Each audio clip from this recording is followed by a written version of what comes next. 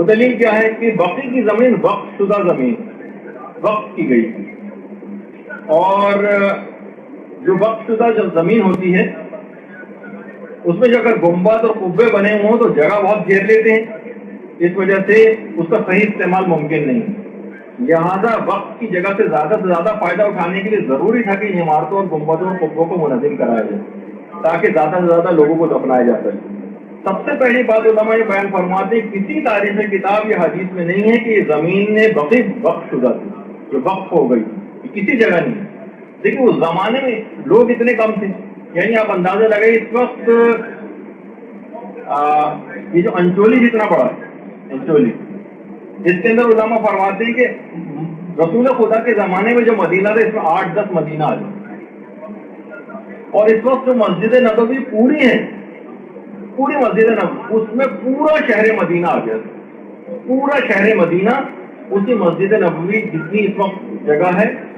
جبھی بہت سے علماء ایک خاص فقہی مسئلہ کا استعمال کرتے ہیں کہ صرف نماز فطر و تمام کا جو اختیار ہے وہ فقط مسجد نبوی کی حد تک ہے، کیونکہ پورا شہر مدینہ تقریباً اس کے اندر آ گیا، کچھ علماء کا نظریہ ہے۔ تو بہرحال اگر یہ اول تو اس زمانے اتنی وافر لینڈ موجود تھی، ایسا نہیں تھا کہ لوگ ہر عام زمینوں کے کس طرح سے مالک تھے، جیسے آج کل کے زمانے میں ریئل ایسٹیٹ کے جو ہے وہ بروکر ہوتے ہیں اور ایجنٹس ہوتے ہیں، اور ایک ایک انچ کی زمین جو ہے وہ کسی نہ کسی کی ملکیت ہے اور خالی زمین کو ہے ہی نہیں، ایسا اس زمانے میں نہیں ہوتا،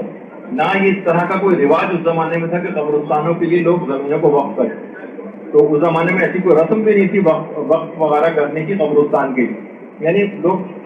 ایک کوئی آ کر دفن کر دیتا تھا اپنے مردے کو کسی جگہ، بعد میں جو لوگ اور مرتے جاتے تھے لوگ وہیں اس کے برابر میں اور مردے بھی دفن کرتے چلے جاتے تھے، اس طرح رفتہ رفتہ وہ کسی قبرستان بن جاتی تھی۔ باقاعدہ قبرستانوں کو وقف کرنے کی کوئی رسم اس زمانے میں نہیں تھی۔ جنت البقیع کا بھی یہی حال تھا کہ جب عثمان ابن مظعون کو یہاں پر سب سے پہلے دفن کیا گیا ہے تو وہاں پہ درخت وغیرہ بھی لگے ہوئے تھے، درختوں کو کاٹا گیا، ایسی اضافی لینڈ پڑی ہوئی ہے اس کو کٹوا کے وہاں پر ان کو دفن کیا گیا، بعد میں ایک ایک کر کے لوگ مسلمان دفن ہوتے گئے، پیغمبر نے جو خود دفن کیا تھا بابرکت جگہ سمجھی جانے لگی، لوگ اور بھی اپنے مردے وہاں پر دفن کرنے لگے۔ تو کسی بھی جگہ کسی بھی تاریخ میں کسی معتبر ذریعے سے یہ بات کہیں پر نہیں ہے کہ وقف شدہ یہ زمین کی اپنی طرف سے جال سازی کر کے اور اپنی بات میں کسی اعتبار سے کوئی وزن پیدا کرنے کی کوشش کی گئی کہ زمین وقف شدہ تھی اور وقف کی زمین پہ گنبد وغیرہ بننے جو ہے صحیح نہیں تھے۔ اچھا اگر وہ بھی دیکھیں آپ کہ اگر کوئی چیز ملتی بھی ہے تو وہ حضرت جہاں پر ہمارے ائمہ بقیع اور یہ جو قبور موجود ہیں، یہ روایت میں البتہ یہ چیز آئی ہے کہ یہ حضرت عقیل ابن ابی طالب کا گھر،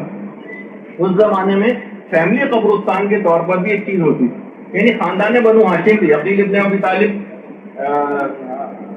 جو تھے ان کا یہ اپنا گھر تھا، یعنی بنو ہاشم سے جن کا تعلق تھا، اور پھر اس کے بعد یہیں پر ہی چاروں ہمارے ائمہ شہزادی یا مثلا حضرت فاطمہ بنت اسد یا یہ مثلا حضرت عباس ابن عبد المطلب جو بنو ہاشم سے ریلیٹڈ لوگ تھے وہی صرف یہاں پر دفن ہوئے، تو یہ ان کا گھر تھا۔ اچھا اور تو بہرحال اس طرح کا کوئی سسٹم وہاں پر موجود نہیں تھا، تو یہ کہنا بالکل غلط ہے، اور کسی جگہ سے یہ بات ثابت نہیں ہوتی کہ وقف شدہ زمین تھی، اور وقف عام لوگوں کے لیے زیادہ فائدہ مند بنانے کے لیے